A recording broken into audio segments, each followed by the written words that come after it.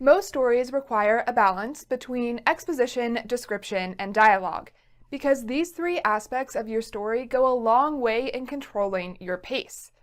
But these three aspects should not be used in equal amounts. So today I want to talk about exposition, description, and dialogue, how to find the balance.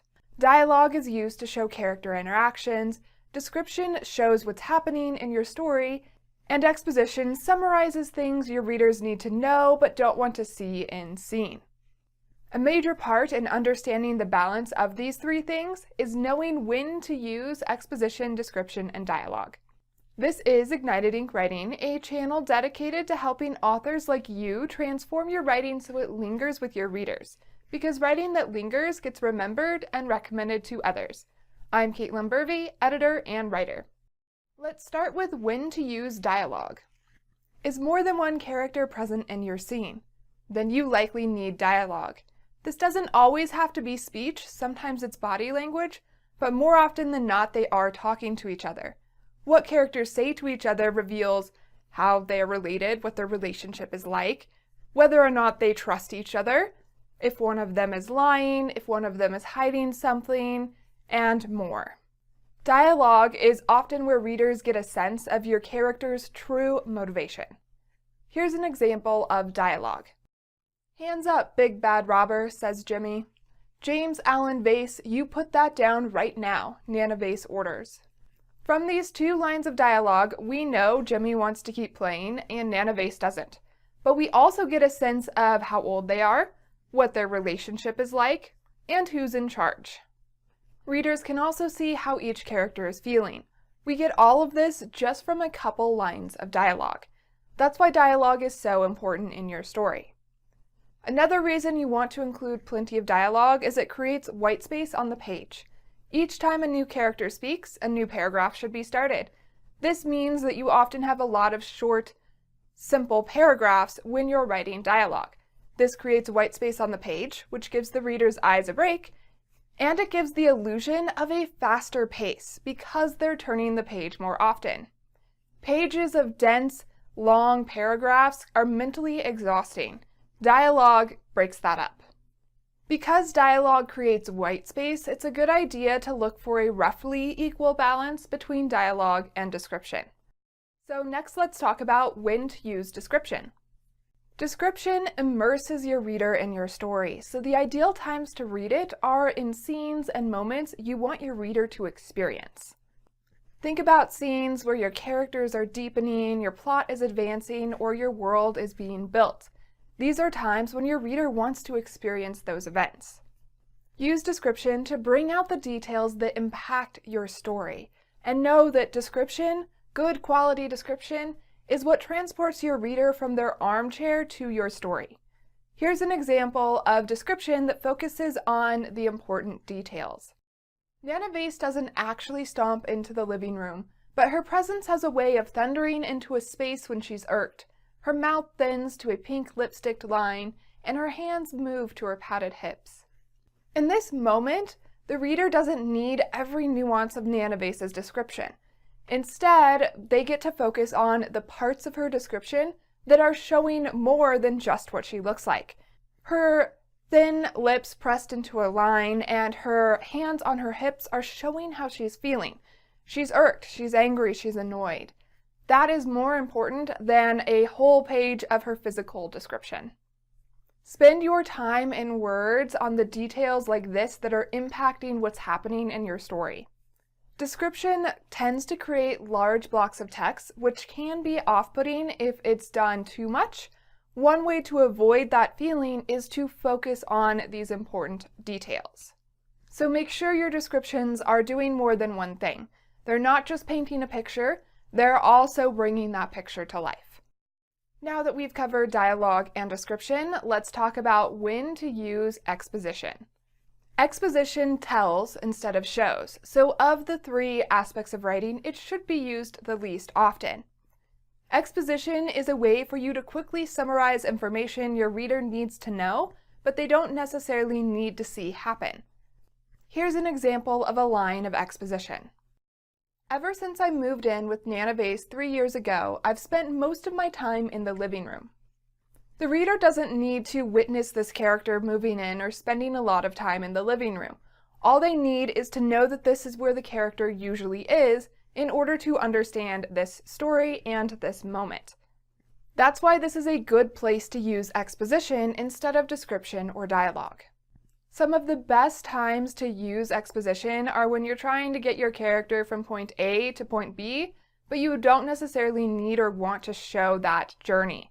For example, someone traveling to work, or someone going to bed and waking up the next morning. We don't need to see them sleeping all night. In general, when your reader needs to know something, but they don't need to see or experience that information, that's when you should use exposition. Exposition is the most impactful when it's used in short doses, so even though you are providing information, you don't want to provide pages and pages of exposition. That's not what it's there for. It's there to quickly and clearly deliver information, then return to description and dialogue. Now that you know when to use these three aspects of writing, let's talk about controlling your pace. When you understand the best times to use exposition, description, and dialogue, you will have a more tangible control of the pace of your scenes and your overall story.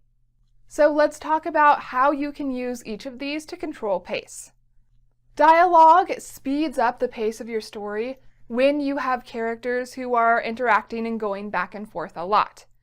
When characters have a conversation like this, they should constantly be revealing new information. And this conversation becomes a form of action because they're going back and forth. When you have more of a monologue, where one character is talking a lot, that is not moving your story forward. That's actually going to slow down your pace. This is because it's not really action. Your characters aren't interacting that much. It's one character just talking a lot. Also, you're going to have larger paragraphs, which is going to take away white space from the page and make your readers turn the page slower. So when you're using dialogue to increase your pace, you have to have your characters having a conversation, not just giving a monologue. Description tends to slow your pace down. So to avoid slowing it down too much, you want to focus on the details that matter for your story.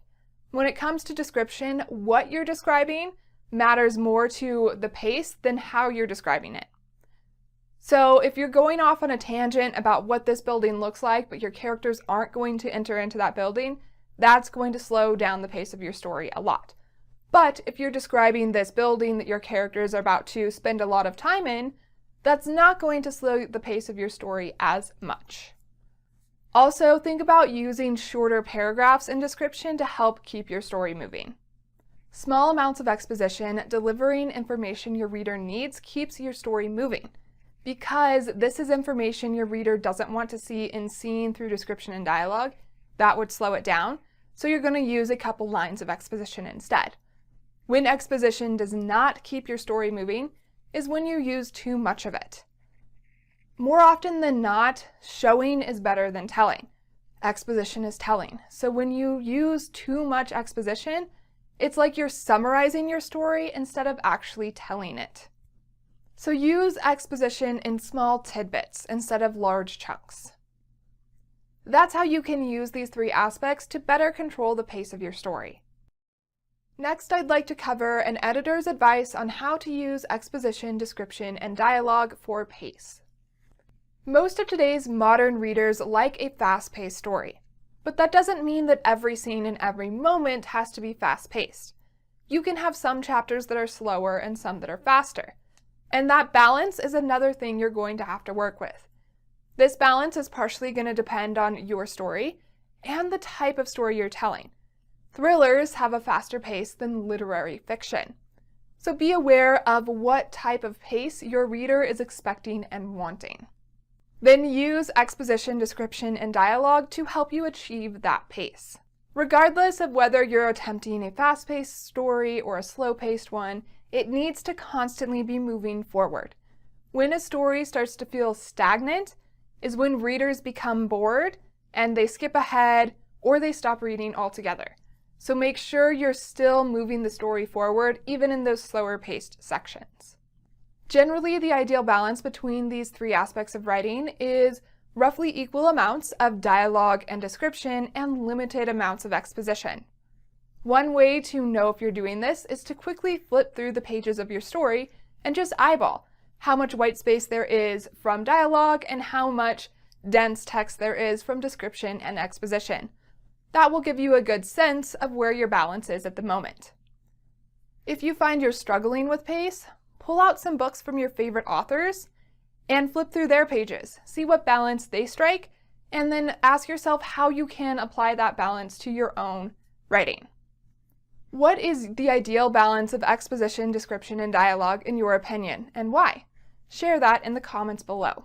For more videos on balance and other aspects of writing, subscribe to Ignited Ink Writing, a channel dedicated to helping authors like you transform your writing so it lingers with your readers, because writing that lingers gets remembered and recommended to others. I'm Caitlin Burvey, editor and writer. To find out more about me, go to www.ignitedinkWriting.com. There you will also find a guide to help you build strong settings. And now it's your turn to find the balance between exposition, description, and dialogue to set the pace of your story and ignite your ink.